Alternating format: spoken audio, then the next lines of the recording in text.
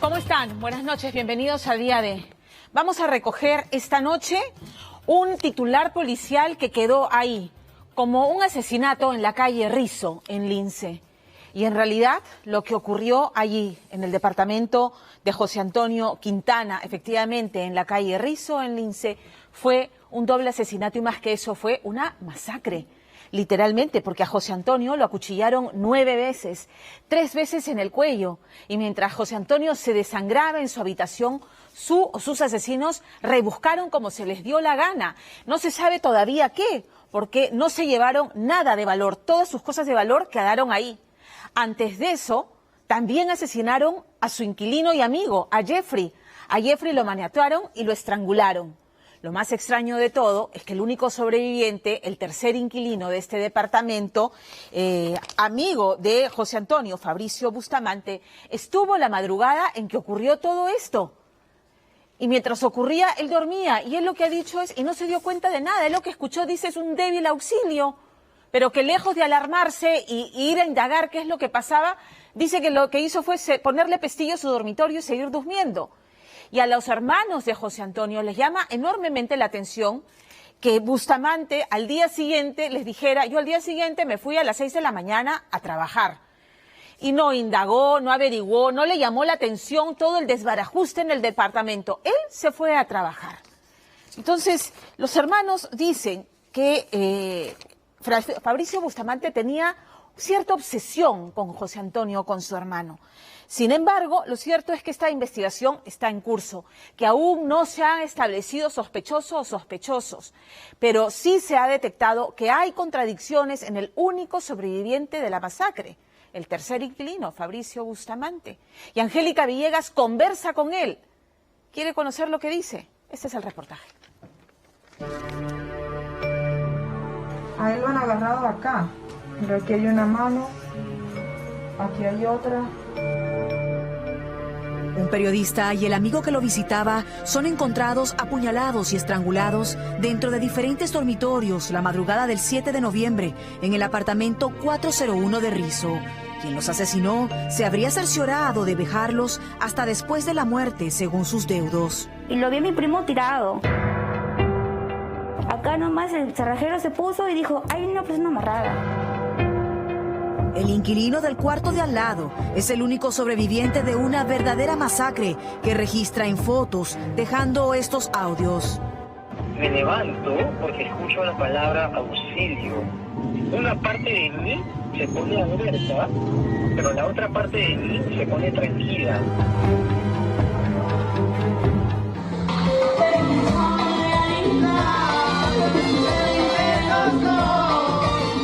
Años antes de un doble crimen, Jeffrey era el administrador de empresas natural de Chiclayo, el joven amiguero, amante de las fiestas, quien tenía una amistad de 5 años con su paisano, amigo de reuniones de la misma edad, el periodista que trabajaba para instituciones de salud, José Antonio Quintana, recordado por su familia como el más noble, quien vivía en Lima desde hace un tiempo y recientemente grababa el reto de una canción paradójicamente relacionada con la muerte.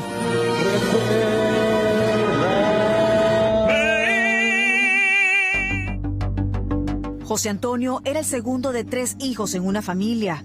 Así, su hermano mayor nos contaba que le presentó hace más de 4 años a un amigo llamado Fabricio Bustamante, el hijo de los dueños de una conocida cadena de restaurantes en Lima, apasionado por los viajes de aventura.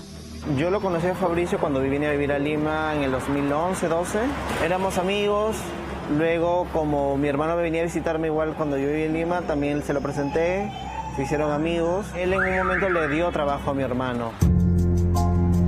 Pero la familia del periodista no veía con buenos ojos a Fabricio. Indicaban que primero este empresario parecía tener una presunta obsesión con el hermano mayor del comunicador y luego con él. Entonces, para detallar en esta historia, regresamos hoy al lugar de los hechos, tras culminadas las pericias policiales y porque los parientes piden se registre todo a modo de prueba antes de limpiar el lugar con autorización. Fabricio, el inquilino, acosaba a mi hermano. ¿A quién? Los dos, pero yo vi las conversaciones con Toño. Con José Antonio, con la víctima. Claro. ¿Qué conversaciones ves que te llamen la atención? Que él lo acosaba, que le decía para verse, mi hermano lo ignoraba, no le contestaba los mensajes. La intensidad era muy... Por eso yo una vez lo eliminé de Facebook, porque ya me cansaban sus mensajes. Transcurrió el tiempo y el periodista José Antonio Quintana rentó un apartamento en el 401 de Rizo. Ahí designó 3 de sus 4 cuartos para él, su hermana y una prima, quedando uno vacío que buscaría alquilarle a Fabrizio, según sus parientes, manteniendo distancia con él. Pero la menor de los Quintana refiere haber presenciado que Fabrizio hasta hace 4 meses presuntamente buscaba contacto con su hermano. Una vez mi hermano estaba sentado acá, Fabricio se le acerca, como que le empieza a hacer preguntas. ¿Tienes pareja? ¿Estás con alguien? Dime, pero cuéntame, ¿con quién estás? ¿Qué intuyes de esta conversación que tú me señalas que presencias? Yo intuyo que está obsesionado con mi hermano definitivamente. Fabricio y su familia son dueños de toda la cadena de la Choza Náuticas. Y qué raro que mi hermano publique y quiera alquilar un cuarto acá en Lince, después de tener una casa enorme, con piscina. Entonces, ¿por qué estaba Fabricio aquí? La psicóloga le había dicho que tenía que alejarse de su familia, que tenía que tener espacio para él, pero para mí estaba obsesionado con mi hermano y quería tenerlo cerca como de lugar. El cuarto que rentó Fabrizio guardaba todo en orden entre alimentos y cremas rejuvenecedoras hasta el día de hoy. Así que después de acá no se registra ningún riesgo en este lugar. Pero son los días previos al 6 de noviembre y Jeffrey, el amigo que se reúne eventualmente con el periodista José Antonio, viaja desde Chiclayo hasta Lima, según le refiere a última hora a su abuela y tía de crianza, tomándose esta fotografía sin detallarles el objetivo de su visita. Él no casi nos mencionaba los planes que tenía de viaje, pero sí me mencionaba que quería a veces viajar al extranjero porque tenía muchas amistades también en el extranjero y como para colocarle algún trabajo, así, ¿no? Porque él tenía esas metas de ahí. El viaje de Jeffrey a Lima también es una sorpresa para su amigo José Antonio, quien se lo cuenta a su hermano mayor. Y me indica que estaba en la Plaza San Martín. Yo le digo, ¿qué haces ahí, no? Porque no es un lugar que él vaya siempre. Me dice, no, ha llegado chino, me dice, porque así le dicen a Jeffrey. Y se acaba de sacarle 2 números a 2 personas, o sea, desconocidas. Yo le digo, ten cuidado. Me dijo, sí, qué miedo. Y aparte me hizo hincapié de que no podía tomar porque le tocaba su 3ª vacuna. Según el testimonio de uno de los parientes de las víctimas, en este lugar José Antonio habría llegado con su amigo Jeffrey precisamente aquel 6 de noviembre porque Jeffrey estaba de visita acá en Lima y han encontrado en este mueble algunas bolsas de compras y algunas boletas de tiendas por departamento. Lo cierto es que también se incluye la declaración de Fabricio, quien indica que cuando llega a este domicilio, pasadas las 8 de la noche, no ve a estos amigos y se dirige hasta el fondo de su cuarto, escuchando a partir de la medianoche ruidos de más de 3 personas, presumiendo que hay una fiesta. Para la familia de José Antonio resulta extraño que no les haya comunicado sus planes pasada la medianoche, como usualmente lo hacía. A las 12:42 él nos envía al grupo familiar un video que él hizo en Miraflores. Y luego yo a las 12:48 le timbro, pero le corto pensando de que ya estaba por dormir. Casi 1 de la mañana del 7 de noviembre, en el último apartamento de Rizo, se confirma en todos los testimonios que Jeffrey y José Antonio están en el lugar tras salir de un centro nocturno. También está el inquilino Fabrizio, cuyo cuarto colinda con el del periodista y quien, según parientes del occiso, no acostumbraba a pernoctar de sábado a domingo, pero permanece ahí. Así que lo que ocurre después lo cuenta en este audio con los Quintana, luego de una masacre.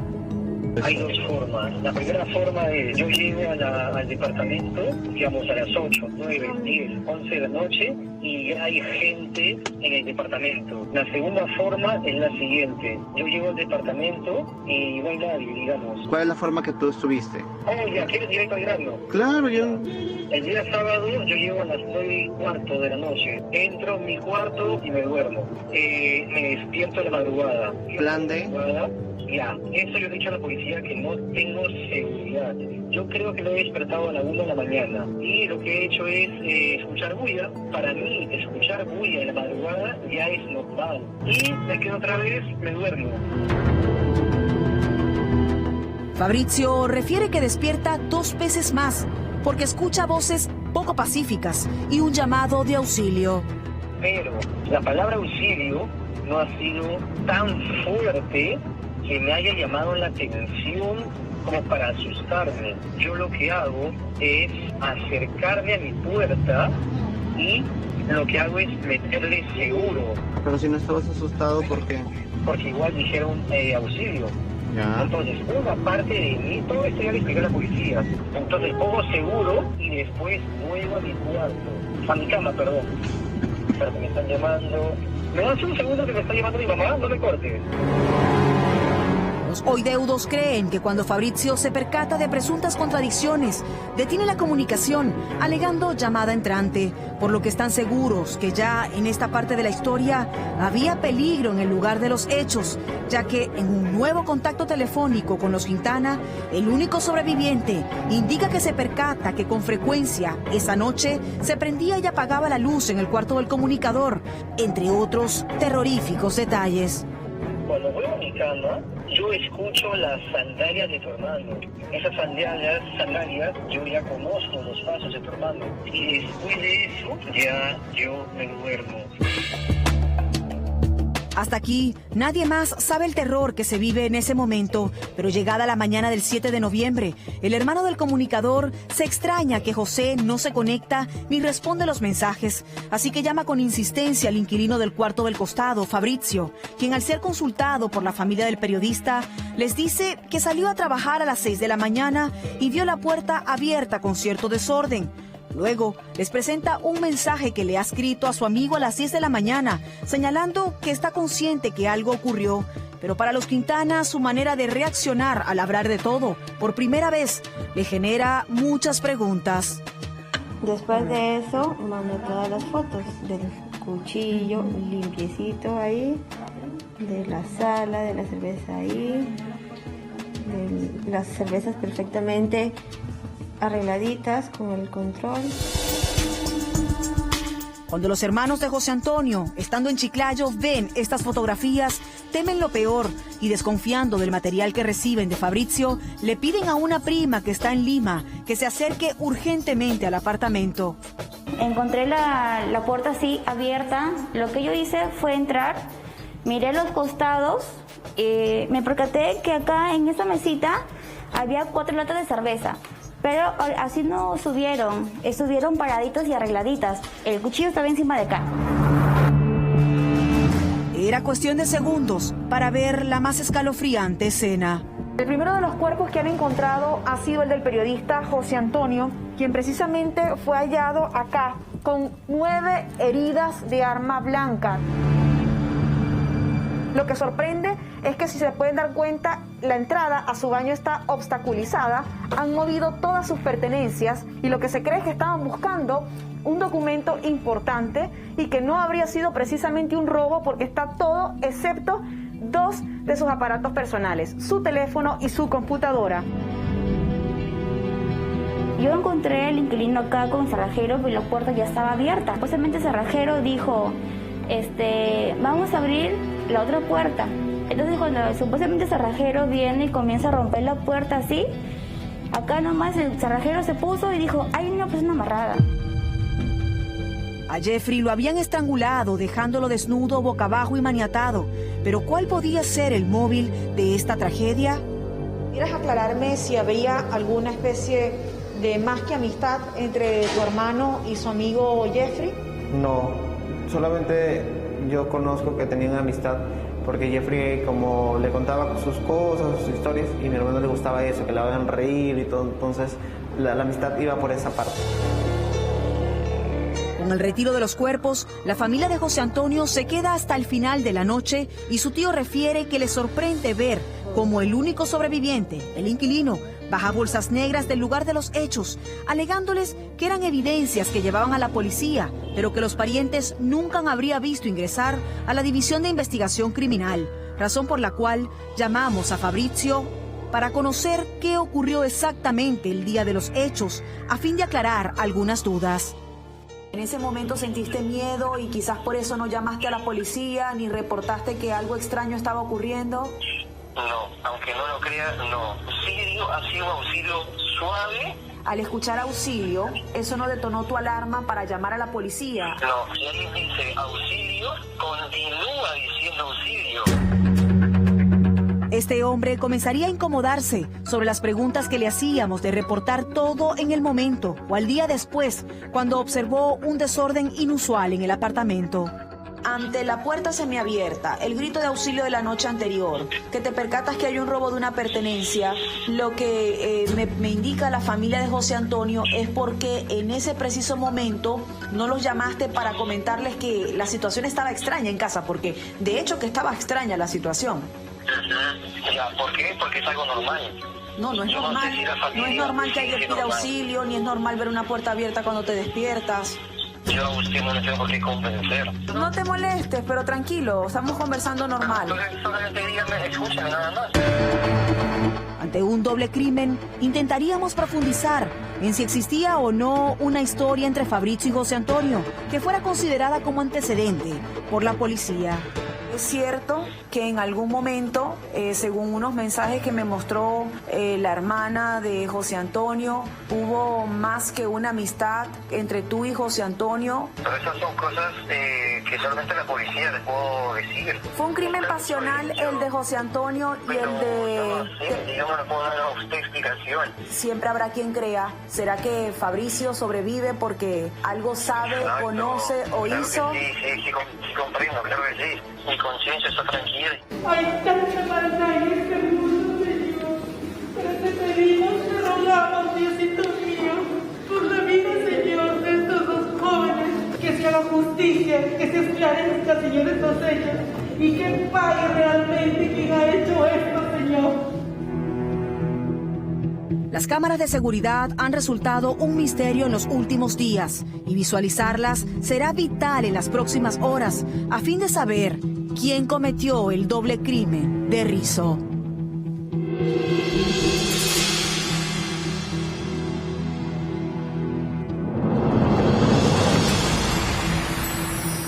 No podemos normalizar tanta violencia. No. Vean lo que está ocurriendo. El sicariato, por ejemplo, era como un fenómeno que veíamos tan lejano. Eso lo decíamos la semana pasada aquí en Día de, ¿no? Ocurre en México, ocurre en Colombia, en las favelas en Brasil. No, ocurre a diario aquí en el Perú. No solamente en Lima, no solamente en el Callao, ocurre a nivel nacional. Vean lo que ha pasado con el alcalde de Tambo en Ayacucho, Wilder Mandiavilca Quispe, y con su esposa, con Dunia Bustíos. Ellos fueron emboscados y acribillados. Eso fue tremendo. Al alcalde le alcanzaron 13 disparos, 3 en la cabeza. También murió su esposa y de milagro no murieron su jefe de imagen y de infraestructura municipal. Siendo en el corazón del Braem donde ha ocurrido este ataque, esta emboscada, pues inmediatamente lo que se piensa es que podría haber sido un ataque narcoterrorista. Pero los especialistas que ha consultado Lorena Ormeño le dicen que en realidad más parece ser un ajuste de cuentas, una venganza, porque los terroristas normalmente no dejan testigo vivo. Es una masacre, matan a todos. Y no solamente eso, sino que reivindican sus ataques. ¿Cuánto vale contratar un sicario? Es una pregunta que ha hecho Lorena Ormeño, que ha formulado a las personas que ha entrevistado. Bueno, puedes contratar un sicario por 200 soles. Por 200 soles puedes matar a esa persona con la que estás incordiada. Porque se contratan sicarios no para temas exclusivamente de crimen organizado, sino para asuntos meramente domésticos. Solo en los primeros 11 días de este mes, 23 personas han sido asesinadas bajo esta modalidad. Vean lo que ocurrió en Huacho. En Huacho estaban en pleno concierto en la noche y se desata una balacera. Los cantantes en el estrado escuchan como canchita reventando, se dan cuenta de lo que pasa y huyen hacia los costados. Quien no pudo ir, las balas le alcanzaron, fue a Karen Trujillo Armas, una estudiante universitaria, y otras 5 personas resultaron heridas.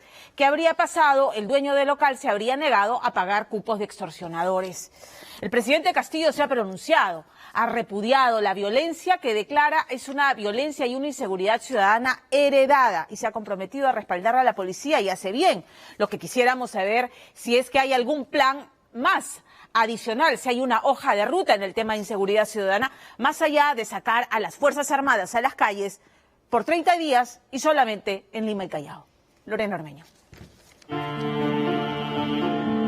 Los pobladores del Tambo, provincia de La Mar, en Ayacucho, formaron un largo camino de flores para recibir los restos de su alcalde y su esposa. Y es que ni viendo los ataúdes podían creer que Wilderman Yavilca Silva y Dunia Bustíos Quispe hubieran perdido la vida de una manera tan absurda y brutal.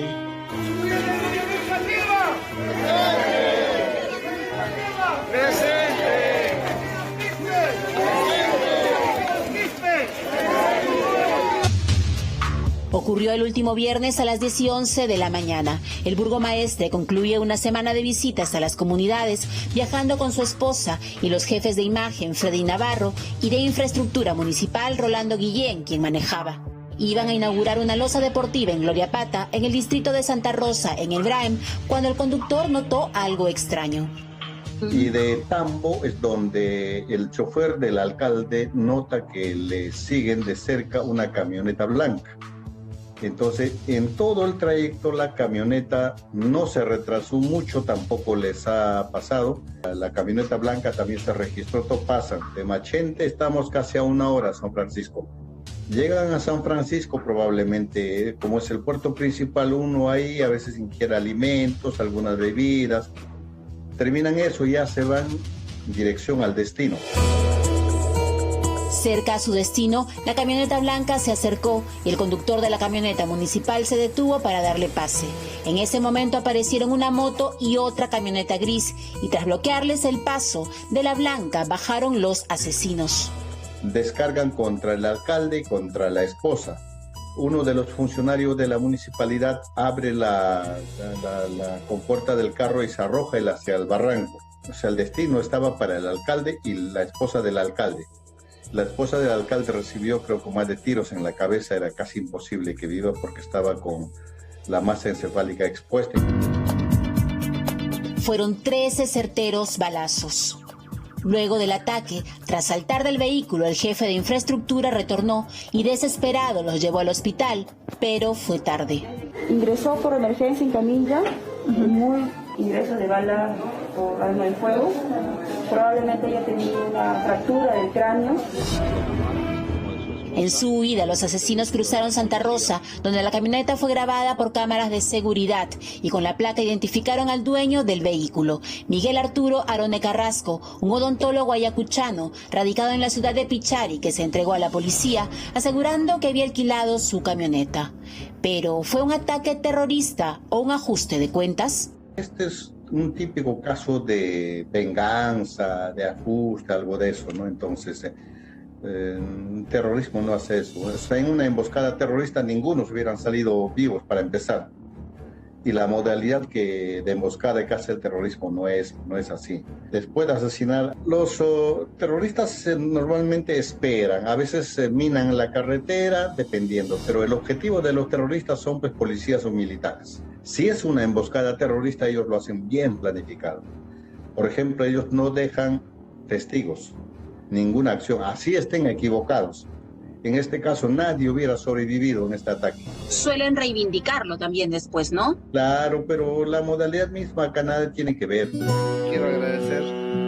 Wilderman Yavilca era ingeniero industrial y fue 2 veces alcalde del distrito de Anco, en Ayacucho. Tras fundar una empresa constructora, volvió a postular, esta vez a la alcaldía de la provincia, y ganó. Se hizo así autoridad en una zona no solo ruta del narcotráfico, sino también aterrorizada por el sicariato y cobro de cupos.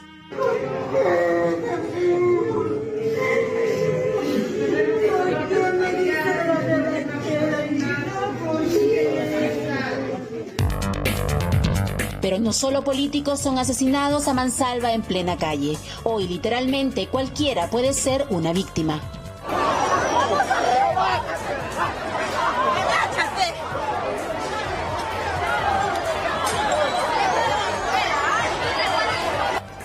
Este video fue grabado el último 10 de noviembre, durante el aterrador ataque de sicarios a la discoteca Paraíso VIP de Huacho.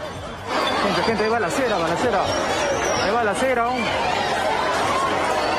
Ahí va la acera. Y quien a lo lejos aparece tirada en el piso es Karen Trujillo Armas, de apenas 20 años, una destacada estudiante de Ingeniería Química de la Universidad Nacional José Faustino Sánchez Carrión, que tras el largo encierro pidió permiso a sus padres para asistir a una fiesta en la discoteca Paraíso por el aniversario de Huacho. Ella era una buena persona, muy humilde, muy sencilla.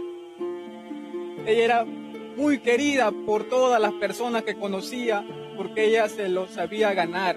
¿Por qué te tuviste que ir? Por esa maldita inseguridad ciudadana. Sí, papá me dio permiso, voy a salir con el aniversario de Huacho, voy a divertir, voy a venir. Mi hija nunca ha sido nada malo. Ella es ingeniera química, en la facultad de la ingeniería química en Faustino Sánchez Carrión. Primer puesto en todos los aspectos. Una cámara de seguridad la registró en la puerta de la discoteca a punto de ingresar con otros jóvenes, cuando sujetos en moto aparecen y abren fuego. Y era claro que su objetivo no era uno de los asistentes, sino cualquiera que estuviera allí. Así se desató el caos. Unos corren y se agachan, mientras otros, como Karen, caen. Yo cuido carro acá, cuido carro. Yo he visto el pata ha venido allá con moto coronero, el moto no se ha bajado. Yo vi sacó una pistola así. ¿Cuántos eran? Ha sido dos. ¿Ya? Yo vi sacó la pistola ya. Han pasado, disparado, 4 balazos nomás. Toda la puerta estaba cerrada. Si señor no cerraba, si no cerraba, si dejaba la puerta a vuelta, se meten al lento, matan a todos. El estruendo de los disparos e impulsó la música de la orquesta, que rápidamente salió del escenario, mientras aterrados los asistentes se tiraban al suelo.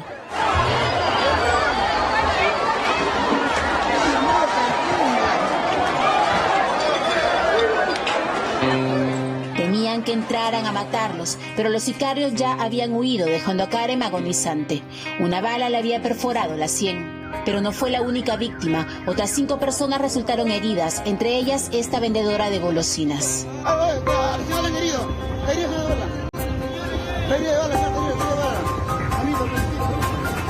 Hasta el momento, 15 casquillos, en un área aproximadamente de unos 40 o 50 metros. Imagínense ustedes, amigos, qué tragedia pudo haber ocurrido acá. 16 casquillos, todos percutados desde esta moto lineal color negra que llegó hasta este lugar. Y empezó a disparar a diestra y siniestra y sin importarles que había gente. Y mientras los heridos eran trasladados al hospital, trascendió el aparente móvil de la tragedia, una venganza de extorsionadores contra el dueño del local por negarse a pagar cupos. Increíblemente, esta no era la primera vez que lo atacaban. Le ha entrado la bala, pero le ha salido, o sea, ha entrado con salida. Y me dice de que solamente en el brazo, ¿no? Dice que ya estaba para entrar a la puerta, ya estaba para entrar, y dice que él vio nomás que comenzaron 2, han comenzado, dice, a disparar así. Han disparado así, a cualquiera. Entonces, él dice que al agachar, seguro que él se ha tirado y le ha caído en el brazo. Entonces, como le digo, si esa Paraíso VIP ya le habían extorsionado, ¿no? Le habían puesto bomba. ¿Por qué hizo un evento? ¿Por qué no puso seguridad? Solo en los primeros 11 días de noviembre, en Lima, 23 personas fueron asesinadas y sumando al resto del país, la cifra casi se duplica. Y hoy no importa ni el motivo ni la posición social.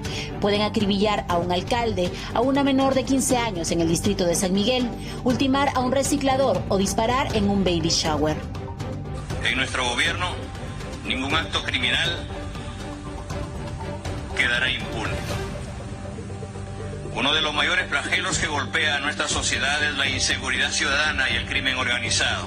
Hemos heredado un país preso de la delincuencia, la criminalidad y el sicariato. Lo vemos hoy en las calles, tenemos que decir las cosas como son. Esta situación merece una respuesta más clara y decidida del Estado. Por ello, estamos acá para respaldar a nuestra Policía Nacional del Perú y ratificar la decisión política de este gobierno de luchar contra el crimen organizado. El presidente Castillo ofreció sus condolencias a la familia del alcalde, anunciando una lucha frontal contra la criminalidad. Pero, ¿existe realmente una estrategia? No hay una política gubernamental, una política con un plan de manera corporativa que todos cumplan ese objetivo. Para la policía es frustrante y desmotivador que podamos intervenir a bandas con todos los elementos probatorios, con todos los elementos incriminatorios. Sale en la prensa, se ve, y a los 15 días, al mes o a los 2 meses, a los 3 meses, lo volvemos a capturar. Entonces, ¿qué está fallando? La policía está haciendo su labor. Tenemos miles de héroes muertos como consecuencia de enfrentamientos. La policía muchas veces es enjuiciada. Le doy un ejemplo. Traqueteros en un vehículo asaltan a las 6 de la tarde en Surco. Van a San Borja, hacen lo mismo, otra víctima. Llegan al INSE con otra víctima. 3. Y lo capturan en San Miguel. La fiscalía de ese sector de San Miguel solo quiere ver el caso que sucedió dentro de su jurisdicción. Asume competencia solo por el hecho que se dio en San Miguel. Sin embargo, en el vehículo encontramos las carteras, encontramos los celulares, los documentos de identidad de las víctimas. Tenemos al agraviado, pero indican que no. Pese a que el ordenamiento jurídico establece que todos esos procesos, como son el mismo delito, la misma modalidad, pueden acumularse, pero no lo hacen. ¿Por qué? Por la bendita autonomía jurisdiccional que tiene el fiscal. Y es que según el general de la policía en retiro, Edgar Garrido, existe un divorcio entre el trabajo de la policía, la fiscalía y el Poder Judicial. Y el problema radicaría en el nuevo Código Penal, que no contempla la dura realidad del sistema de justicia. El Código Procesal Penal exige que la policía sea técnica, que la policía tenga los medios para realizar las pericias oportunamente. Pero desgraciadamente la policía solamente tiene un laboratorio que tiene más de 50 años y no tiene laboratorios a nivel nacional. Entonces, tenemos deficiencias por la falta de recursos y de implementación que ha debido dársele no solamente a la policía, sino también al Poder Judicial y al Ministerio Público. No hay una política para poder repotenciar o darle todos los recursos logísticos al sistema de administración de justicia, y principalmente a la policía. Casi el 40% de los patrulleros están inoperativos y están en la puerta de las comisarías, como una visión de lo que sucede en la policía. Y en esta crisis, dice, el descontrol en las fronteras ha permitido el ingreso de criminales extranjeros con prácticas más violentas y nuevas formas de delito. ¿Cuánto cuesta matar a alguien ahora? Lo mínimo eran 200 soles, dependiendo de la identidad, condición de la víctima. ¿200 soles una vida? Exacto. Hay un desprecio a la vida humana. Tras la balacera de Huacho, la policía capturó a este sujeto, aunque no confirmó si se trató de uno de los atacantes. Mientras, en el Braem, la policía aún investiga las reales causas del asesinato del alcalde y su esposa. ¡Que pedimos justicia! ¡Que pedimos justicia! Lo cierto es que en estas 2 semanas, al menos 30 personas han bañado las calles con su sangre, como prueba de que esto ya se salió de control.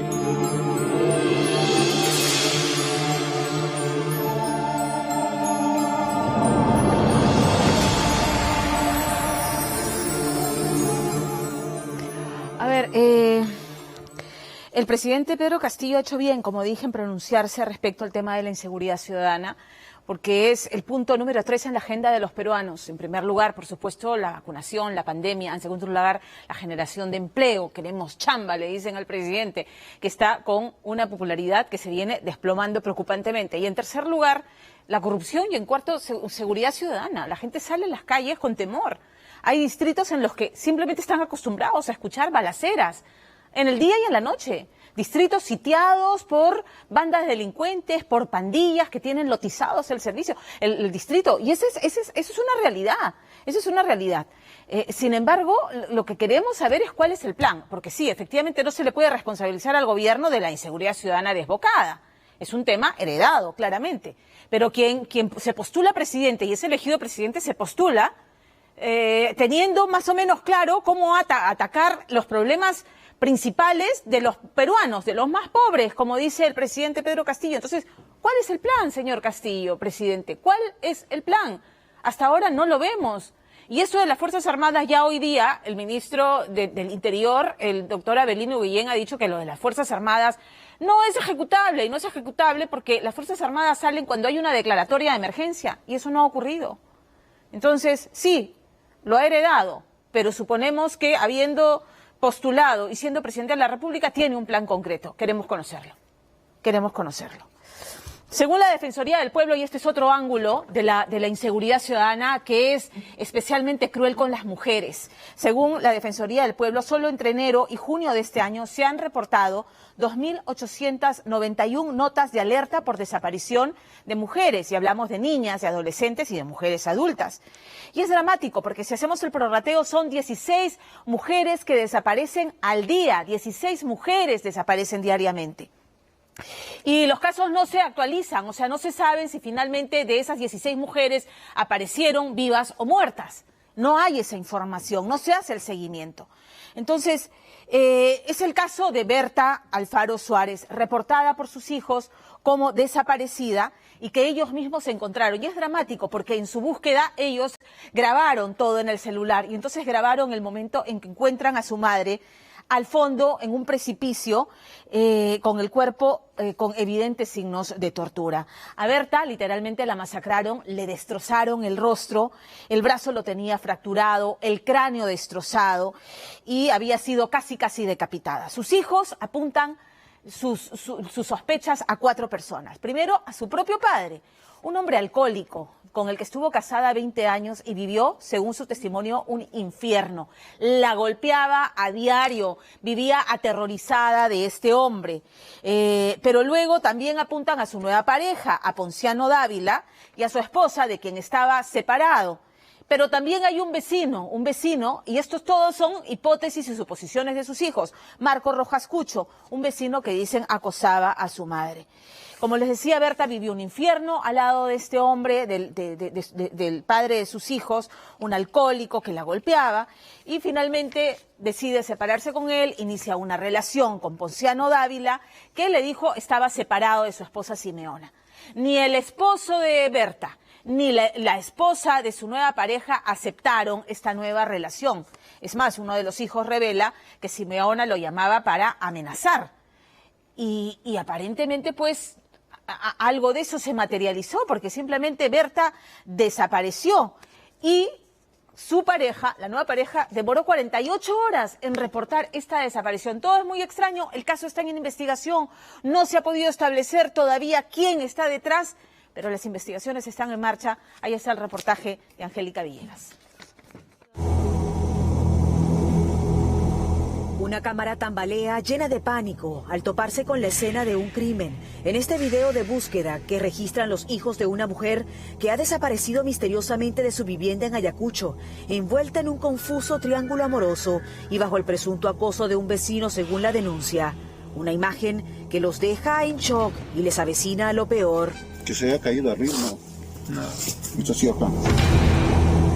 La han encontrado pero muerta, al fondo de un precipicio, donde le han quitado lo más preciado, su cabellera, y han intentado decapitarla. No sé si primero le han roto el brazo, luego la han pegado en las piernas. No tiene cráneo, señorita.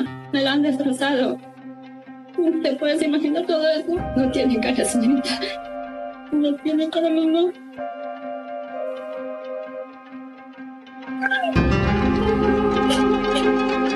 ¿Quién asesinó a Rosa Alfaro Suárez?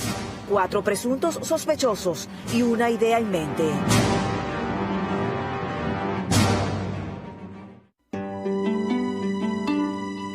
Hablar de la provincia de Vilcascuamán en Ayacucho era sinónimo de un lugar tranquilo, perfecto para desconectarse y respirar naturaleza en sus más de 27.000 habitantes. Un rincón del país que pocas veces figuró en un titular policial. Hasta la mañana del 6 de septiembre de este año, cuando el nombre de Rosa Alfaro llenó de pánico a la población. Pero la vida de esta comerciante de 48 años tampoco fue tan fácil en un inicio. O al menos, eso recuerdan los 3 hijos que tuvo con su esposo Pedro Dávila. Mi mamá se dedicaba a la agricultura, a la ganadería, también a los quehaceres de la casa, ¿no? Mi mamá era todo para nosotros, era padre y madre en sí. Cuando mi papá en ese tiempo era alcohólico, entonces mi madre, pequeños, nos ha educado a nosotros. Mamá era como que ella madre soltera. ¿Por qué? Porque lamentablemente mi papá es un borracho alcohólico. Todo el tiempo llegaba un borracho a la casa, le maltrataba a mamá. La verdad lo maltrataba mucho a mamá. Éramos chicos y todo eso hemos visto nosotros. Mi papá le ha roto la cabeza a mi mamá en esta parte. Con un palo acá. Mamá, casi esa fecha todavía se me va. Porque le ha roto esta parte como 10 o 11 puntos. Ella tenía miedo. Se iba a dormir donde mi abuelita, que viene a ser su madrastra, ¿no? Cuando papá estaba borracho, ya sabiendo, ella como que se escondía. Porque ella sufría mucho. Ella lloraba. Más de 2 décadas transcurrieron para que Rosa decidiera poner fin a esa relación que intoxicaba su hogar. Y sus 3 hijos, ya más grandes, en el 2017, se llevaron a su padre a Lima para rehabilitarlo en un centro de alcohólicos. Así, con el pasar del tiempo, Rosa se daría la oportunidad de amar nuevamente e inició una relación con Ponciano Dávila, un primo lejano de su aún esposo, quien le mencionó que estaba separándose de su esposa Simeona. En ese tiempo mi papá estaba en rehabilitación. Él salió en mes de diciembre del 2020. Él salió y directo se fue para allá. Pedro, el esposo de Rosa, ya rehabilitado, intentaría reconquistarla, pero ella ya había logrado rehacer su vida con Ponciano, y esto sacaría la peor faceta de su exmarido. Mamá, si no quiere regresar contigo, no lo puedes obligar. Él se molestó porque el señor viene su primo. Él piensa que le ha engañado durante la relación, entonces no aceptaba. Y de hecho, conociéndolo bien, sí, de hecho que tenía algo en mente, ¿no? Algo en mente que tal vez pensaba vengarse. El esposo de Rosa no sería el único herido por la relación entre Rosa y el primo de él, Ponciano, ya que la aún esposa de él, Simeona, también se sentiría traicionada y tendría, según la denuncia, violentas reacciones. Yo recibí una llamada a la señora Simeona, que era su pareja del conviviente de mi mamá, ¿no? Era su esposa, me llamó y me dijo que lo iba a matar a mi mamá, ¿no? En quechua me dijo, vas a ver.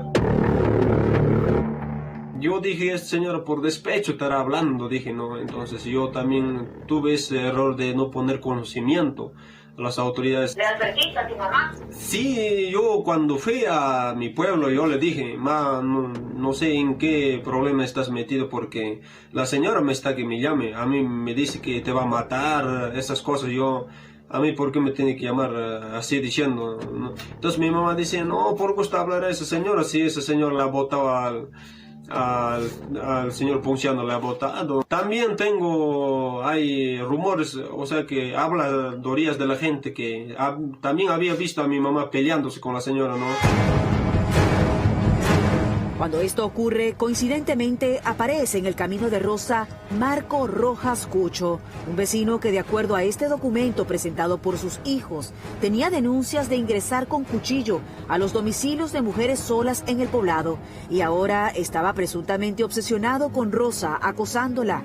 Así que, de acuerdo a ellos, este hombre era una especie de trampa puesta para hacer tambalear la relación de Rosa y Ponciano, por lo que creían que este vecino era enviado por alguna de las exparejas de ellos. Según esa persona, Marcos Rojas Cucho, él decía estar enamorado de mi mamá y quería estar con ella, sí o sí tenía que estar con ella, no con la otra persona, así le indicaba. Después, pasando eso, le acosaba a mamá. Y le hemos llamado la atención al señor, así boca a boca, le hablábamos. De ahí ya se prometió que no iba a molestar más. Estuve haciendo para sembrar papa, entonces el señor llega como que me dice, te va a ayudar, diciendo, el señor Marcos Rojas Cucho, y me dice de esta forma, llévate a tu mamá, tal vez puede pasar algo. Entonces yo, como todo confiado, no le dije nada, no le pregunté el por qué me decía. No fue la única vez que él me dijo que llévate a tu mamá, fueron como 3 a 4 veces que me dijo él. Las advertencias que Marco le hacía a los hijos de Rosa, diciéndoles que debían llevársela de ahí, fue para el momento en que viajaron ida y vuelta desde la ciudad a visitarla con el exesposo, un 5 de septiembre de este año. Justamente, un día previo a una extraña desaparición, por lo que creen que alguien reportó que la comerciante había quedado sola. Es el 6 de septiembre y Rosa va a visitar a su madre a las 7 de la mañana, retirándose porque le indica que debe lavar ropa en su casa, aprovechando que su pareja trabaja a 3 horas. Y Rosa llega finalmente a su vivienda. Eso es lo único confirmado hasta ahora. Ese día, lunes, el conviviente habrá salido a las 5 de la mañana, ¿no? Entonces, mi mamá se quedó en la casa y después dice que más o menos a esa hora de las 7 a 8 de la mañana había visitado mi mamá como sacar sus ganados, ¿no? Tenía ovejitas, así como sacar al pasto. Había ido a visitar a mi abuelita. Nos cuenta mi abuelita, dice que solo iba a ir a lavar la ropa, ha vuelto a la casa, otra vuelta a lavar ropa, a bañarse, ¿no? Los hijos de Rosa creen que una vez que ella está en su casa, alguien conocido se ofrece a ayudarla en su jornada de trabajo con la leña, donde debía bajar hacia un precipicio. Lo refieren porque encuentran en el lugar todas sus pertenencias intactas y bien puestas. Indican que como no había cobertura, se les dificultaba contactarla diariamente, pero les extraña que la pareja de ella, Ponciano, sí confirma su ausencia al llegar a la casa a las 6 de la tarde y no verla, encontrando su teléfono. Aún así refieren que tarda 48 horas en informarles, alegando que pensaba que la comerciante había ido a vacunarse. Así, los 3 hijos de esta mujer viajaron para buscarla recorriendo toda la zona y por momentos registran su miedo, presintiendo lo peor. Espero que estés bien, espero que estés bien. El despliegue finalmente rinde resultado al 5º día de la desaparición. Rosa ha sido encontrada muerta al fondo de un precipicio. La descripción de la necropsia, según sus deudos, desmiente que haya caído por accidente o se haya suicidado, en vista que concluye traumatismo craneal severo ocasionado por un agente contundente. A mamá la encuentran en un precipicio que está echada. Su mano izquierda está doblada está porque está rota, le han roto su brazo y también tiene golpe acá en la rodilla, en la pierna, entre pierna y rodilla. Toda la parte del cráneo está destrozada y la cara también está destrozada. Y realmente le han utilizado una herramienta para cortar como hacha. Yo pienso que ha sido entre 2 o 3 personas, porque ella es gordita. No podía una sola persona. No tiene cara, señorita. No tiene cara, mamá.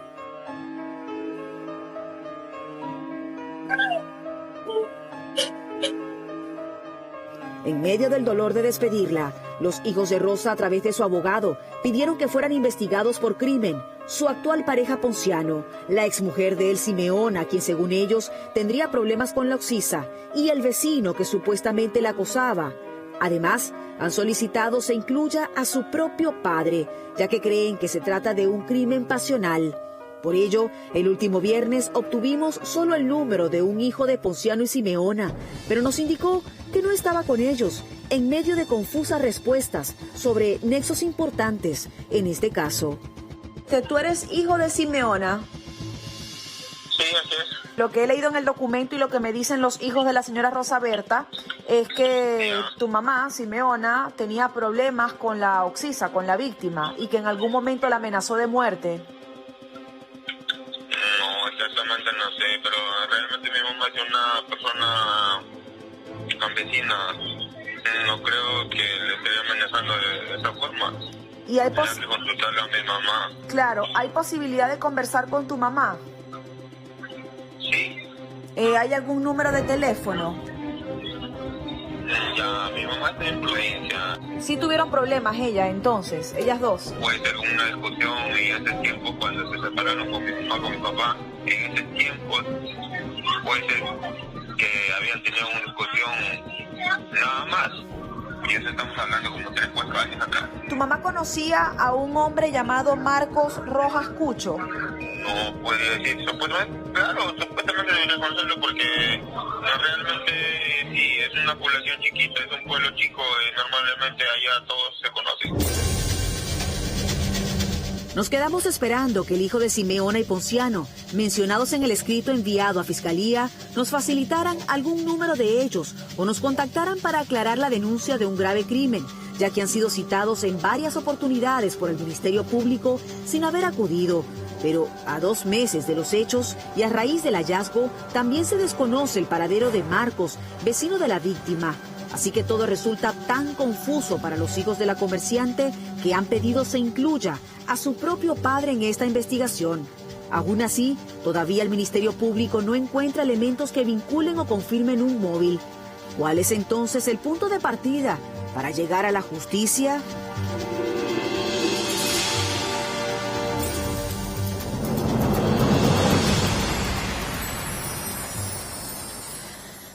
Nos desaparecen a diario. Esta cifra sigue retumbando en mi cabeza. 16 mujeres diariamente desaparecen y no solamente son mujeres adultas como Berta, son adolescentes, son niñas. No hay actualización de los datos. Es una frustración enorme de la Defensoría del Pueblo que hace un reporte mensual de estas cifras de horror. ¿Dónde está el trabajo coordinado entre el Ministerio del Interior y el Ministerio de la Mujer? ¿Dónde están las políticas de prevención? ¿Dónde está el empoderamiento a las mujeres? ¿Dónde están las políticas en contra de la violencia contra la mujer? No es suficiente con la retórica y los discursos, se tiene que pasar a la acción. Tenemos que hacer que las chicas regresen a clases para que desde las aulas se les pueda dar herramientas para poder detectar la violencia y combatirla. Urgente el retorno a clases, entonces es multisectorial el asunto, no se puede postergar más. Y aunque se ha anunciado marzo del próximo año, podrían empezar a hacerse los pilotos de retorno semipresencial en lo que resta del año escolar este 2021. Pero hay que hacer algo, porque este es un ángulo muy, muy sensible de la inseguridad ciudadana. Nosotros vamos a hacer una pausa y vamos a regresar. A mí, la verdad es que me ha tocado especialmente el corazón el testimonio de Yida Eslava y de su esposo Julián Stucky. De verdad me ha tocado porque, a ver, cuando alguien escucha autismo, inmediatamente uno como que se asusta y se imagina el caso más cerrado y más complicado del autismo, que es el niño que simplemente no se puede conectar con el exterior y con sus seres queridos. Pero el espectro autista es muy amplio. Resulta que Yida, al detectar ciertos signos en su hijo, va a la consulta y el médico le dice, ¿por qué no te haces tú también el examen? Y descubre que ella también tiene autismo, obviamente dentro del espectro un autismo leve, que la hace socialmente funcional. Ocurre que los padres muchas veces vemos cosas y nos cegamos y seguimos viviendo queriendo que nuestro hijo sea el ideal que tenemos en la cabeza, y sometemos inconscientemente a nuestros hijos a un mundo de estigmatización, de sufrimiento. Y Yida esta noche nos dice, ahórrense ustedes y ahórrense al niño sobre todo ese sufrimiento. Admitan, si tienen dudas, vayan a la consulta y descarten. Y si descubren que hay un diagnóstico de autismo, acepten y redescubran al hijo maravilloso que los tocó en suerte.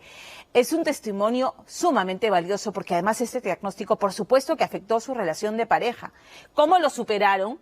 Todo eso nos va a contar a través de un reportaje imperdible de Fernando Díaz, así que no te muevas de día de ahí. Vamos a hablar también de el ministro que se sentía chapulín colorado, fresco como una lechuga, decía el ministro de Defensa. Yo, fresco como una lechuga, que renuncien otros, ¿no? metiéndole así la puñalada a Mirta Vázquez por la espalda. Que otros renuncien si se sienten incómodos. Bueno, hoy en la mañana renunció Walter Ayala. Vamos a hablar también de eso aquí en Día D. Nos vamos a la pausa, pero antes mensaje de nuestro auspiciador. Cuando aparece la nueva versión de algo que ya tienes, un celular más grande o unas zapatillas de otro color, seguramente te atrapa la atención y las ganas de comprarlo, aunque no sea tan necesario. Pues ahora tranquilo, ahora con la alcancía virtual de Interbank, alejas las tentaciones y ahorras con un swipe. Ya sabes, si quieres ahorrar de inmediato, seguro, 100% digital, abre tu cuenta simple y empieza a usar la alcancía virtual de Interbank. Es tiempo de ir por más. Hacemos una pausa, no te muevas, regresamos aquí en Día D.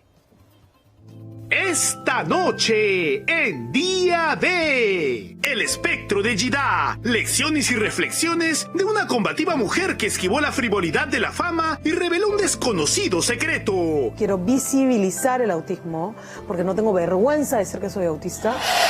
Además, ascensos, presiones y renuncia, los entretelones de una nueva crisis ministerial y la salida cantada de Walter Ayala. Pero, ¿qué pasará con el secretario general de Palacio, Bruno Pacheco? Yo creo que si el presidente agarra, por ejemplo, lo saca él a su secretario, ¡pam!, entre hoy y mañana.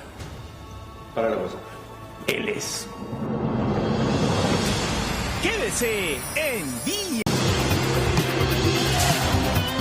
Escuchamos la palabra autismo, les decía antes de la pausa, y inmediatamente nos sobrecogemos porque pensamos en la forma más grave de un amplio espectro, que es los trastornos del autismo. De hecho, hay personas que son a nivel social plenamente, digamos, funcionales y que tienen diagnóstico de autismo. Y sin embargo son personas incomprendidas, son personas estigmatizadas y son personas que sufren. Por eso es que valoramos especialmente el testimonio valiente y sensible, no solamente de Yida Eslava, sino también de su esposo, de Julián Stucky, sobre este diagnóstico posible en su hijo, pero confirmado en Yida. Una confirmación que para Yida supuso que todas las piezas de su rompecabezas encajaran, porque Yida le cuenta a Fernando Díaz que ella sintió que nunca encajó por su discurso sin filtros, por esa tenacidad inquebrantable para los retos, bien, muchas veces rechazada. La relación con su esposo también sufrió, porque él lo que antes veía como, mira, qué atrevida, ¿no? Y da este discurso sin filtros, esa lengua afilada. Luego se convirtió en un problema en su matrimonio, porque las discusiones con Yida nunca acababan en un acuerdo, porque ella nunca daba su brazo a torcer. Era blanco o negro, no habían matices, no habían puntos intermedios. Pero han seguido remando juntos. A partir del diagnóstico fueron a terapia de pareja y siguen remando como desde hace 9 años. Entonces, a su proyecto de vida han sumado uno nuevo. Además de la segunda película que están por estrenar, lo que quiere Yida esta noche y a partir de su diagnóstico de aquí en adelante visibilizar el tema del autismo y dirigirse especialmente a los papás que puedan detectar ciertas cosas que consideran que les llama la atención de sus hijos, que tengan algún tipo de sospecha, que vayan y que hagan el diagnóstico y que se ahorren gran cantidad de sufrimiento, de predicamento a ellos y a sus hijos. Porque finalmente si es que descubren, efectivamente les dan un diagnóstico confirmatorio, pues puede ser una empresa complicada, porque hay que hacer el duelo y despedir al niño que idealicé y abrirle los brazos al niño que me tocó en suerte, que es un niño maravilloso y que los va a sorprender con enormes habilidades, diferentes, pero habilidades. Este es un mensaje maravilloso que les va a llegar al corazón. Fernando Díaz.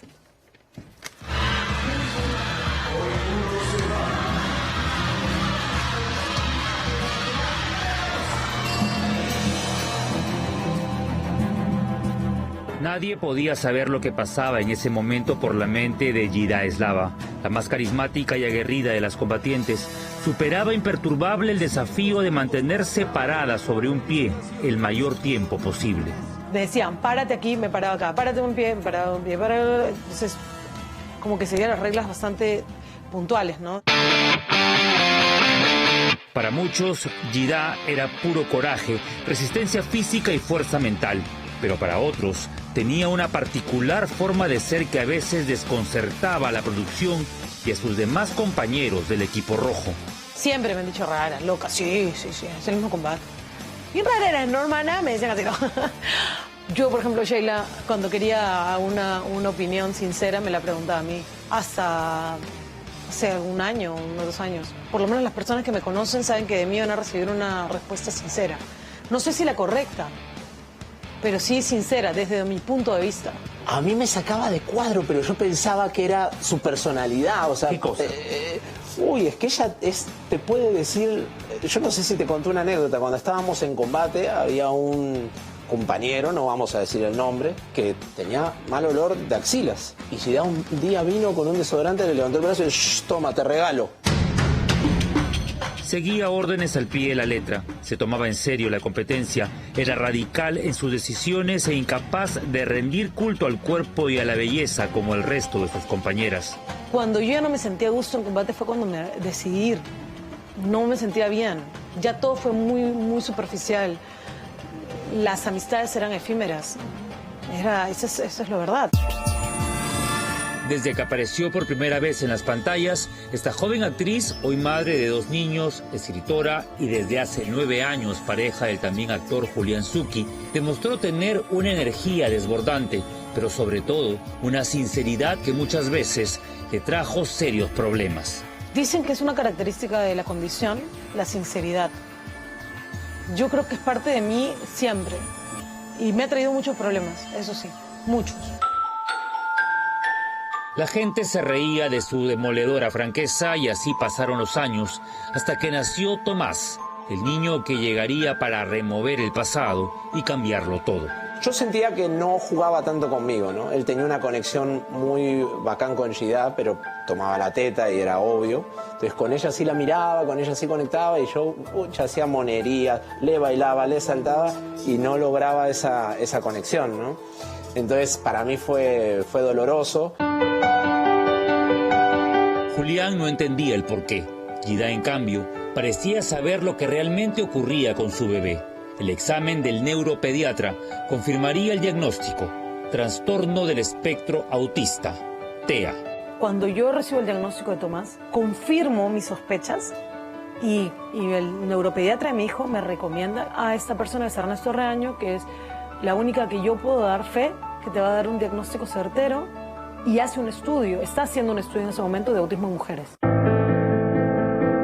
Una cosa es detectar una condición en los primeros años de vida y otra muy distinta es hacerlo a los 38 años. Gida Eslava se sometió a un test y descubrió su autismo.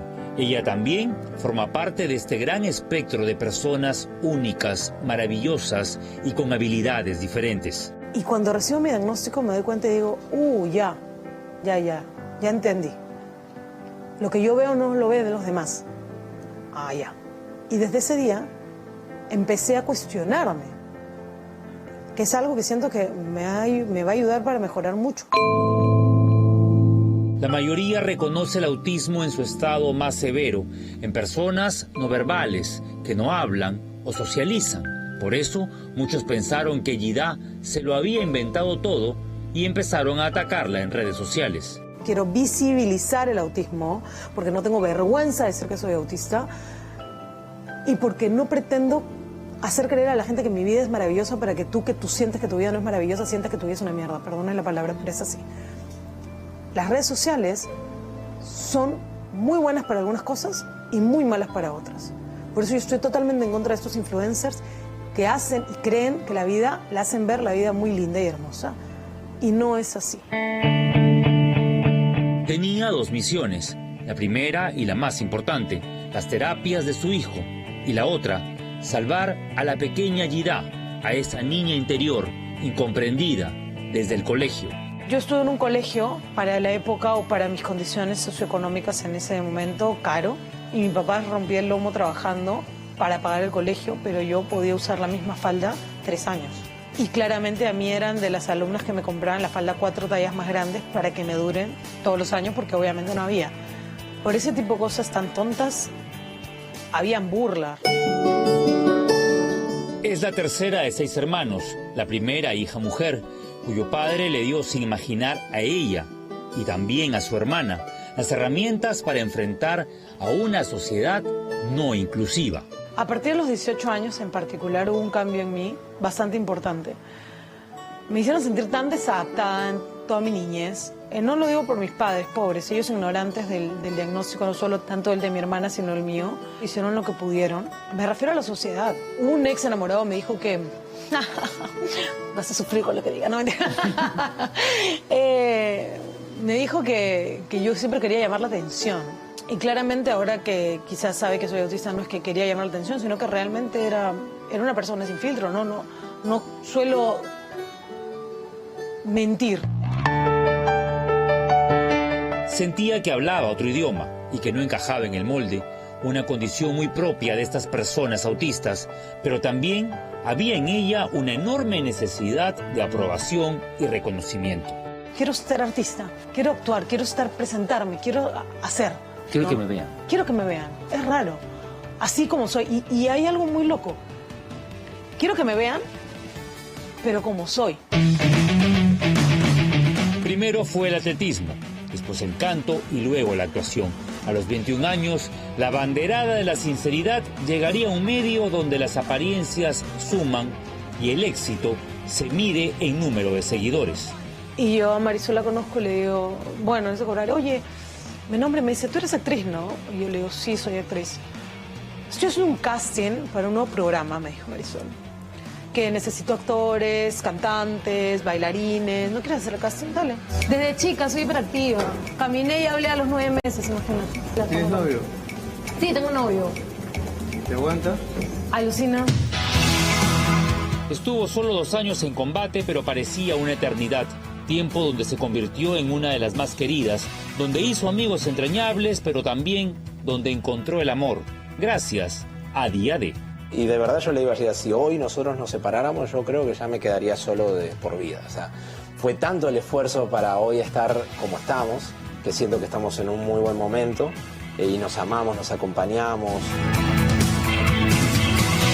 Yo le dije a Gida, si yo estoy acá y si estás conmigo, quéjate con Fernanda y con Día D, porque ellos son los culpables que me fueron a buscar a Argentina. Entonces, yo le digo, para los que no saben, hace 10 años. 10 años, ¿no? Y se llama Perú, con P de patria. La letra me parece que es grandiosa, o sea, cuando dice con la sangre en el alma, es genial, o sea, expresa un sentimiento de nación, de unión, de país. A raíz de eso, Marisol me vio y me convocaron para Combate, y así vine por 6 meses y ya voy a cumplir 10 años acá, con 2 hijos peruanos, una mujer peruana y feliz, y un hogar que no lo cambiaría por nada. Gida y Julián se hicieron amigos y se enamoraron dentro y fuera del programa. Y el día en que se marcharon de Combate, lo hicieron para ir en busca de nuevos proyectos, otros sueños. El más grande, por ejemplo, ser los productores de su propia película, por la que arriesgaron hasta su propio techo. Cuando nosotros hipotecamos nuestra casa para hacer la película anterior, todos decían, ¿pero cómo? ¿Cómo hicieron eso? ¿Cómo van a hipotecar? Y nosotros no entendíamos, o sea, la verdad decíamos, ¿pero por qué está mal? Para nosotros está perfecto, o sea, ¿cómo le voy a ir a pedir a un productor que apueste e invierte por mí si yo no invierto por mí? Por fortuna, la película Sí, mi amor se convirtió en un exitazo y llegó a la plataforma Netflix. Sin embargo, la mediática pareja también vivía su propia historia. Yo hace poco confesamos con Julián que estamos en terapia de pareja, porque queremos que vaya bien, porque queremos seguir juntos, y es una lucha de día a día. Si hay personas que dicen, ay no, pero mi relación es perfecta, uy, qué bueno, joven, para ti. Para mí sería sumamente aburrido tener otra relación. Hay mucho esfuerzo detrás de nuestra relación, por lo menos. Y creo que la base es saber valorar mucho a la otra persona, saber qué pasaría si la pierdes, ¿no? Y más, o sea, cuando éramos pareja y más ahora siendo una familia. Han estado juntos en las buenas, en las malas y en momentos en los que ninguna madre o padre quisiera estar. Nadie está preparado para un diagnóstico de autismo, sobre todo en la llegada del primer hijo, que los llevó a replantearse una nueva vida. Mi consejo a los padres, y el consejo que le da el libro, es eliminen, maten a esa imagen, a ese niño que tenían, esa niña que tenían en la cabeza, hagan el luto lo más rápido que puedan. Porque afuera de ese luto está esperando tu hijo para que lo conozcas. Y anda como una hoja en blanco, sin esperar nada. Porque si tú vas con una hoja en blanco a abrazar a este niño, a esta niña, a abrazarlo no textualmente, a abrazar me refiero a conocer, ¿no? A ese niño vas a descubrir cosas maravillosas. Pero Yida no se detiene.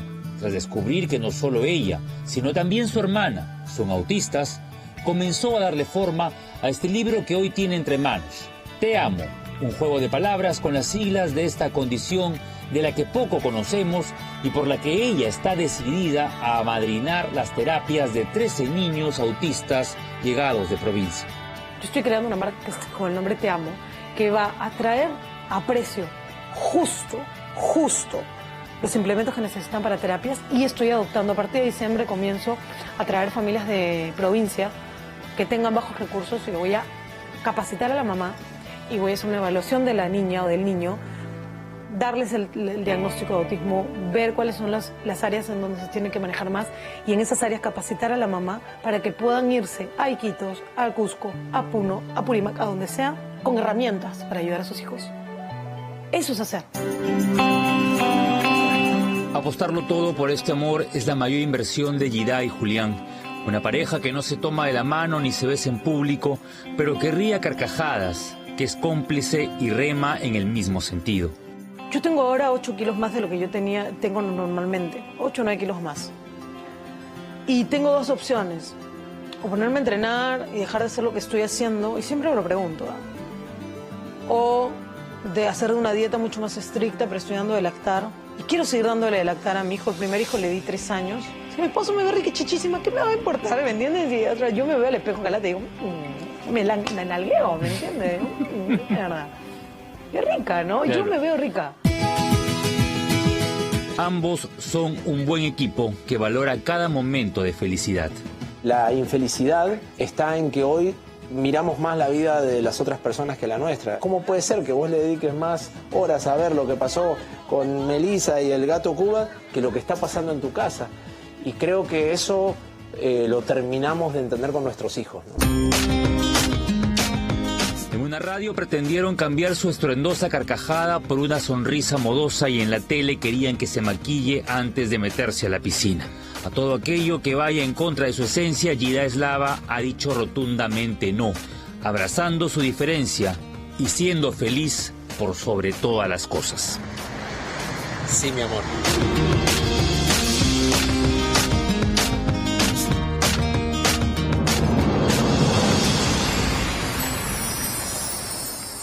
Les dije, era un hermoso testimonio, así como en el espectro autista también habrán escuchado términos como trastorno de déficit de atención, hiperactividad. Son diagnósticos que existen, que hay personas especializadas para hacerlos y que es necesario atender para desde la casa ayudar a los chicos y desde el colegio entender que hay un trastorno y que también el colegio aplicar las herramientas necesarias para hacer una canalización diferenciada con ese alumno. O sea, en los colegios también se tiene que entender una frase que a mí me encanta: no todas las flores florecen al mismo tiempo. No todos los chicos salen, ¿no es cierto?, con un chip estandarizado y todos van a ser perfectos y van a estar sentados en su pupitre atendiendo al maestro. Tienen, digamos, disposiciones diferentes y habilidades diferentes y hay que saber abordarlos. Pero no podemos cerrar los ojos y pensar que, porque mi hijo va a ser perfecto, y idealizarlos porque sufrimos nosotros y sufren ellos. Por eso me parece tan valioso ese testimonio, porque tenemos que aceptar, como digo, nos tocó en suerte. Y lo que nos tocó en suerte es maravilloso.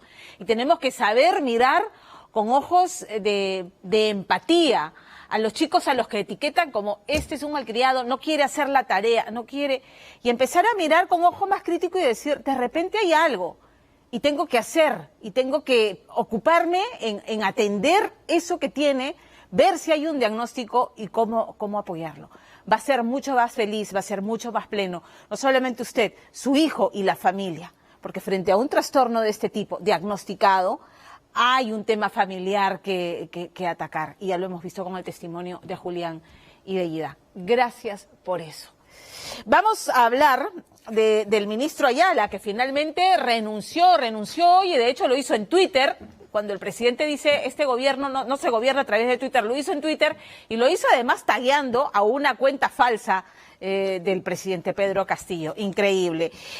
El ministro Ayala había estado empoderado, qué duda cabe, empoderado por el presidente, que lo cobijó con su silencio. Eso es una característica que ya nos ha demostrado el presidente frente a las crisis. Guarda silencio. Y guardó silencio y lo albergó en el gabinete a pesar del escándalo de las presuntas presiones en los ascensos del Ejército y de la FAP. La última del hoy exministro de Defensa, que decía en modo chapulín colorado que él estaba más fresco que una lechuga en el gabinete, fue retar a la premier Mirta Vázquez. Si alguien se siente incómodo, tiene que renunciar, había dicho el hoy exministro, ¿no es cierto? Si me sintiera incómodo, remató, ya hubiera renunciado hace rato. Bueno, pues ya, terminó renunciando hoy porque la situación era insostenible.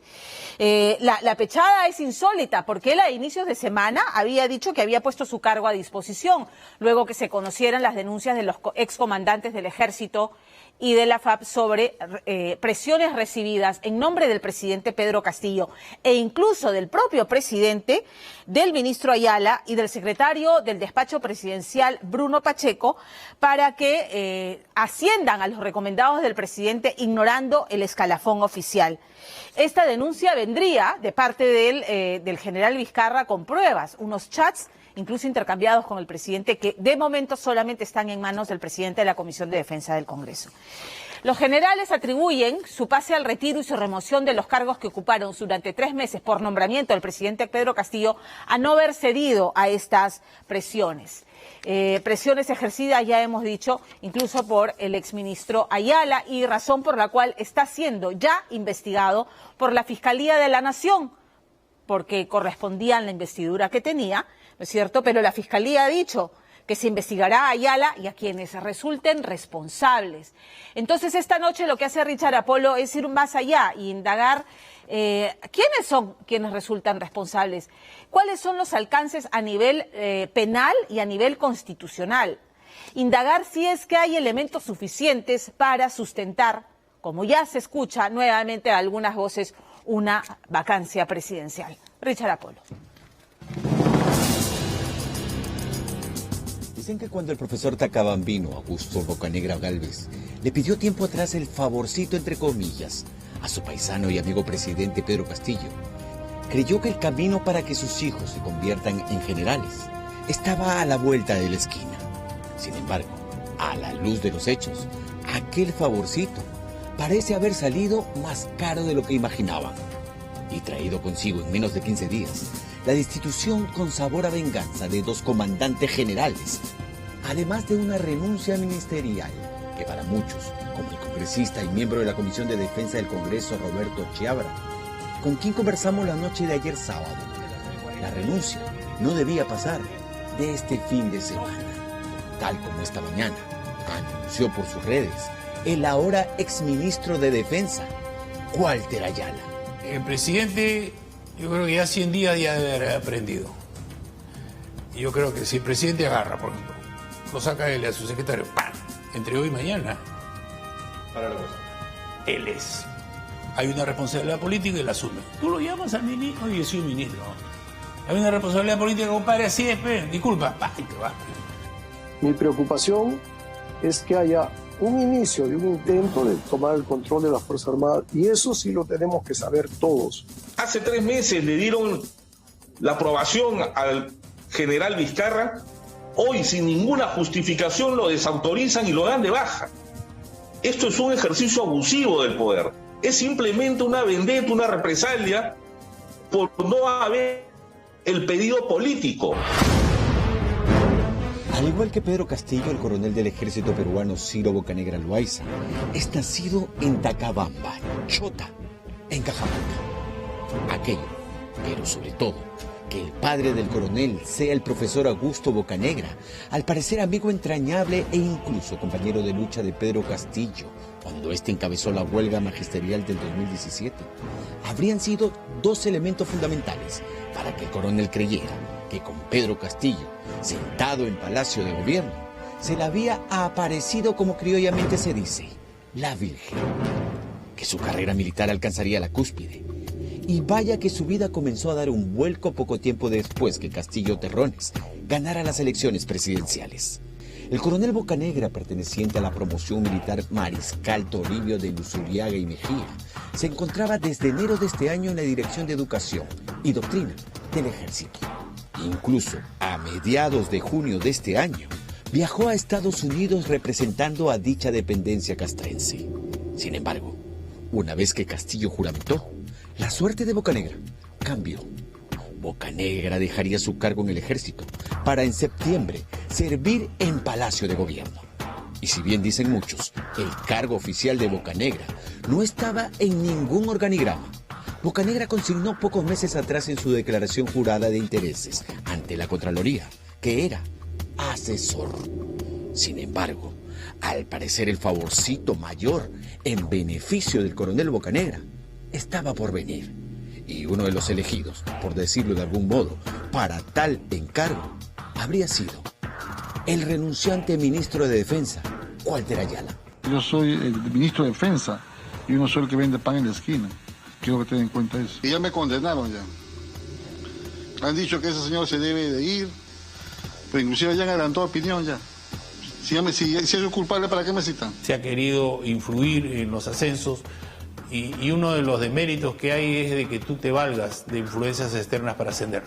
En este momento, Richard, tanto el Ministerio Público como la Procuraduría General Anticorrupción han procedido a iniciar investigación preliminar por los delitos de tráfico de influencias, abuso de autoridad y por el delito de concusión.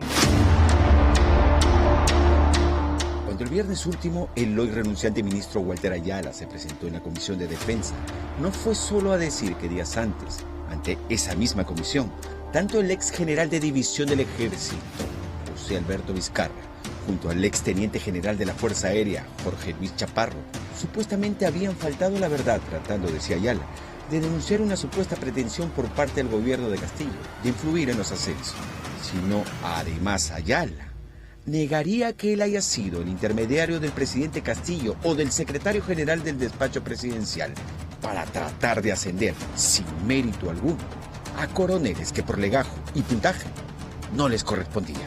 Pero tampoco vamos a manchar honras, porque dos personas no quieren dejar el cargo. Acá nadie está seguro.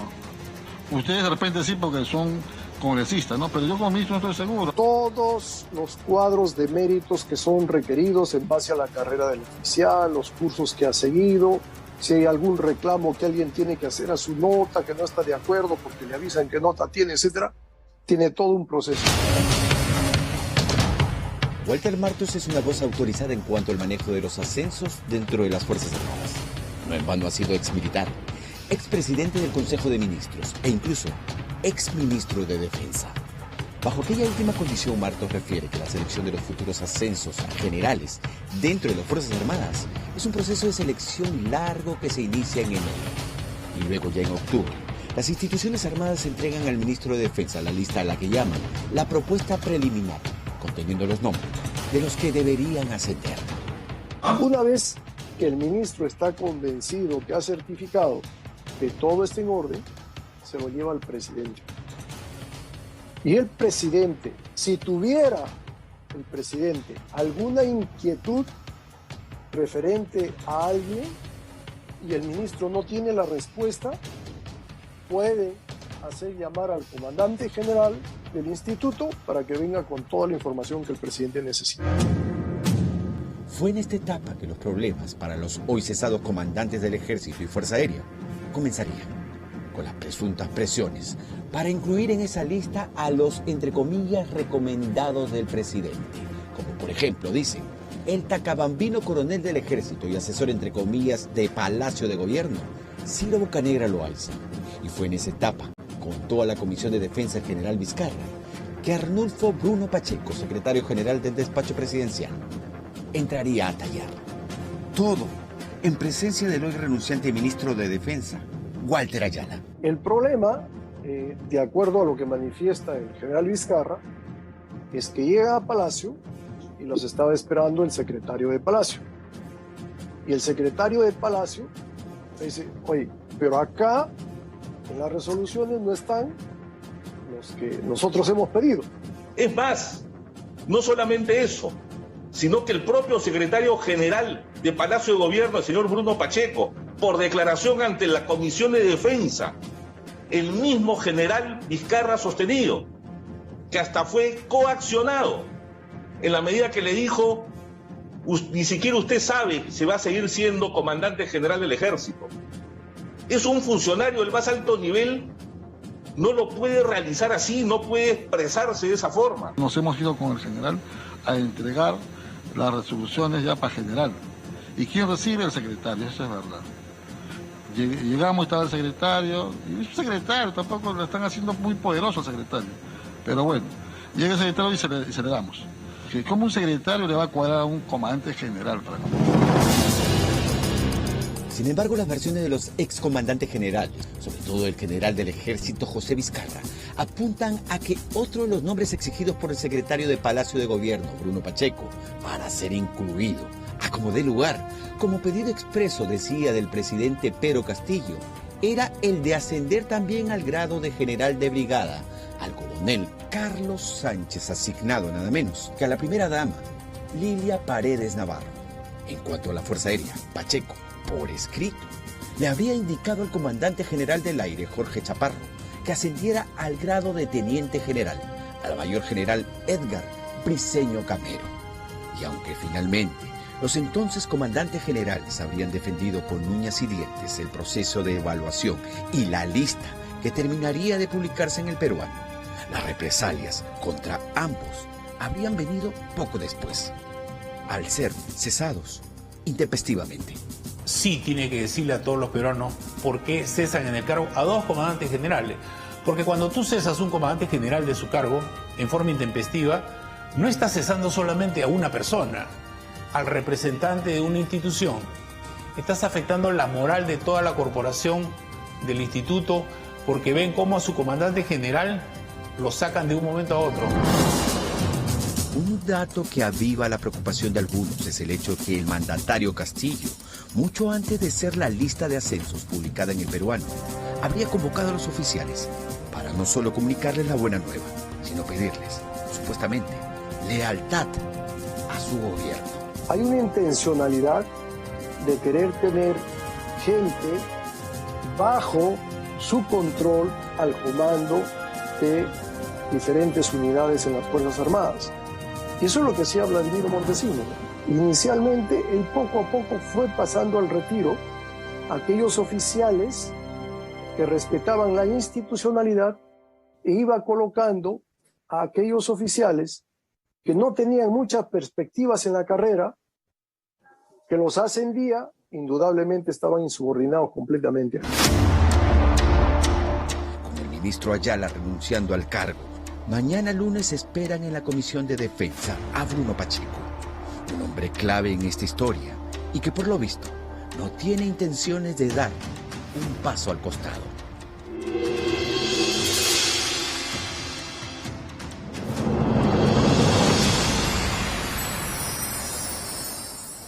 A ver, el presidente Pedro Castillo ha prolongado esta crisis que él mismo ha generado, como ya nos tiene acostumbrados, como dije, ¿no? Ocurrió con el dúo Bellido-Maraví, 60 días. Ocurrió también con el caso del ministro del Interior, Luis Barranzuela, que también la hizo larga para finalmente apartarlo del gabinete. Y esta prolongación ha sido innecesaria y ha sido irresponsable.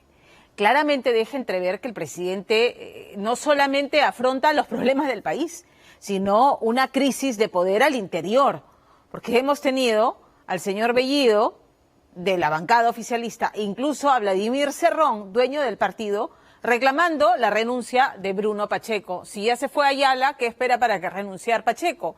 Y desde adentro también, en la interna, hay presiones desde el lado de Perú Libre y del ala serronista para que Mirta Vázquez sea expectorada como presidenta del Consejo de Ministros, con lo que caería todo el gabinete, seguramente albergando la esperanza de que nuevamente vuelva al redil serronista. Eso es lo que está pasando en la interna de Perú Libre. El tuit del ministro Ayala pide, dejen gobernar, entrecomillado, ¿no? Dejen gobernar. Más bien habría que pedirle al presidente que gobierne, que salga de Palacio, que dé entrevistas, que se comunique, que establezca el plan maestro que tiene, que lo que ha dicho no es suficiente, que dé una entrevista a la prensa y que convoque a la gente idónea, porque sus indecisiones, sus silencios y sus malas decisiones le están pasando la factura. Hoy se ha publicado una encuesta de Ipsos. 35% la aprueba, 57% desaprueba la gestión del presidente Pedro Castillo en sus primeros 100 días de gobierno. Está dilapidando su capital político. Las razones, los errores, sus malas decisiones. 40% nombrar funcionarios incapaces, 38% designar a Bellido primer ministro, 32% nombrar funcionarios de Sendero Luminoso Movadef, 27% el anuncio de nacionalizar, estatizar Camisea, 27% intentar controlar políticamente a las Fuerzas Armadas, 22% no dar entrevistas. ¿Qué es eso de buscar oficiales que les sean leales? Las Fuerzas Armadas, y el presidente lo debe saber, son leales para con el país y para con todos los peruanos, y no para con el gobernante o el gobierno de turno. Y eso lo debe tener claro. Las Fuerzas Armadas lo tienen claro y se han pronunciado en ese sentido. Aún hay ministros cuestionados en el gabinete, el ministro de Educación, que no quiere exámenes de evaluación para los maestros y quiere automáticamente nombrarlos porque se ganaron el puesto, porque tienen 10 años enseñando en las aulas, como si eso fuera suficiente credencial. Si es un profesor mediocre, durante 10 años mediocre, le vamos a dar el contrato fijo para que siga siendo un profesor mediocre y enseñando mediocremente. ¿No es justo con los más pobres? No es justo. Ha habido un escándalo este fin de semana. Los exámenes, precisamente de evaluación a los maestros, se han filtrado los resultados. El ministro de Transportes, salvado por la campana en un Congreso de la República que parece ir de la mano con este despropósito del ministro de extenderle por 10 años las rutas, ¿no? La licencia de operar en las rutas a las empresas de las llamadas combis asesinas, las empresas que más siniestralidad tienen en nuestras pistas. Y en el Congreso, cuando se votó por interpelar al ministro, abstenciones en contra y le hicieron el favorcito, sobre todo a estos empresarios. No se entiende, el Congreso no se salva.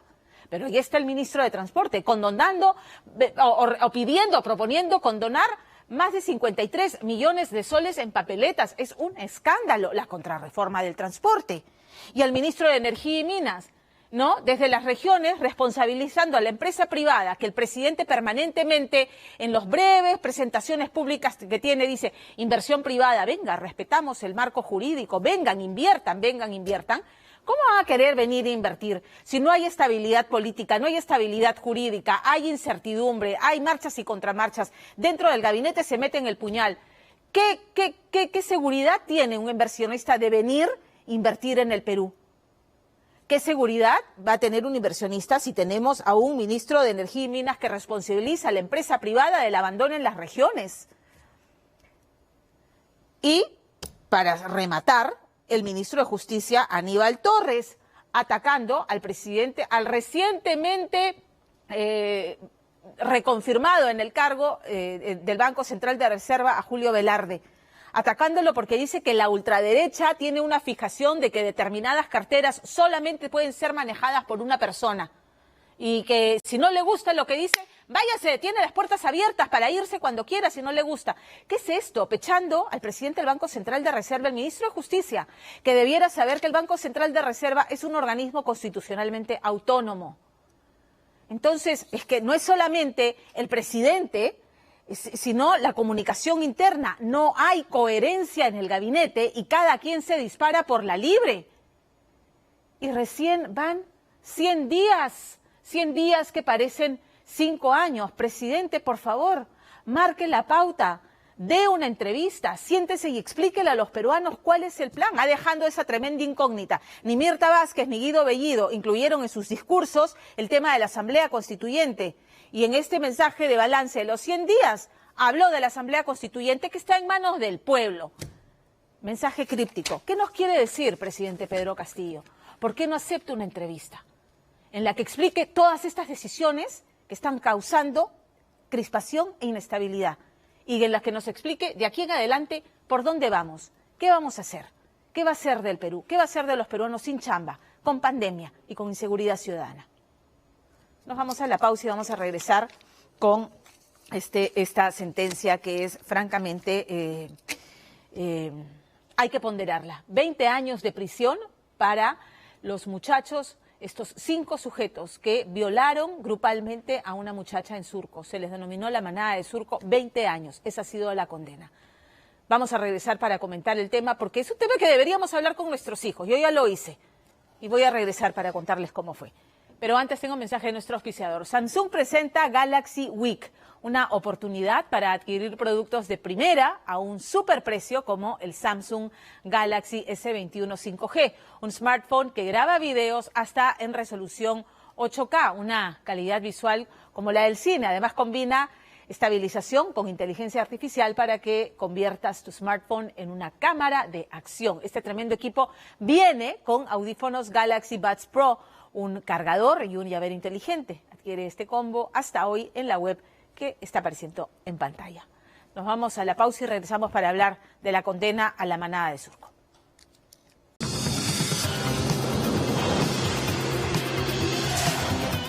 Terminó la semana con una sentencia que aquí en Día D consideramos ejemplar porque deja la valla muy alta en casos de abusos contra la mujer. Estamos hablando del caso de la manada de Surco, esta violación grupal a una muchachita, un caso que hemos seguido muy de cerca y repetitivamente aquí en el programa. Y consideramos que se deja la valla bien alta y que es correcto, porque estamos hablando de 5 hombres, adultos todos ellos, que abusaron sexualmente de una muchacha en estado de vulnerabilidad, de una muchacha que no estaba en condiciones de plenamente dar a conocer su consentimiento para sostener, como ellos han dicho y han declarado, relaciones sexuales consentidas en una misma noche con los 5. Y dejemos de usar este argumento de que ella se lo buscó porque por qué se quedó en una fiesta con 5 hombres, que por qué bebió, que por qué se drogó, que ella se metió a la boca del lobo. Basta de usar ese argumento machista para de algún modo responsabilizar o trasladarle la responsabilidad de una agresión espantosa como es la vejación grupal de una mujer, a la víctima, y no mirar el comportamiento del hombre, que teniendo a una mujer en estado de vulnerabilidad, deciden aprovechar la circunstancia y en manada violarla.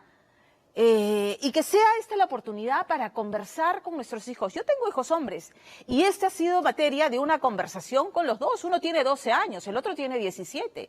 Y conversar sobre el tema, cuando una mujer no está en condiciones de expresar consentimiento pleno, pues no se tiene, aun cuando parezca que la situación invita a.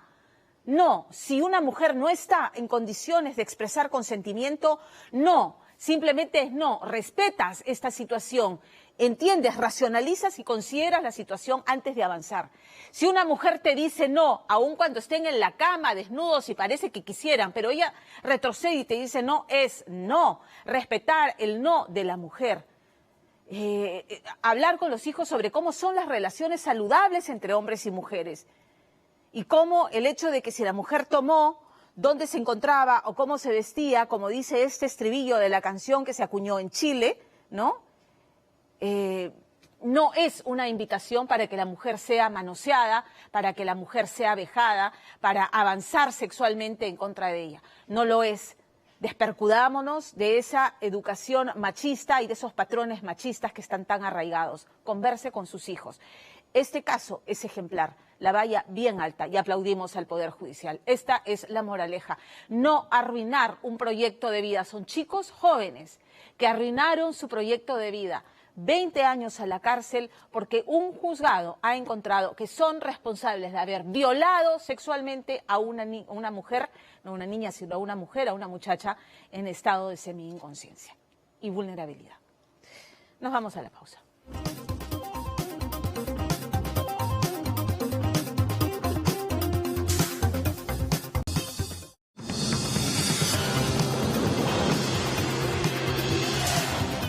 Gracias por acompañarme esta noche. Recuerda, todas las vacunas que se aplican aquí en nuestro país son eficientes para evitar la forma más grave del coronavirus, incluso evitar la muerte. Así que vacúnate y completa tus 2 dosis. Con esto me despido hasta el próximo domingo. Chao.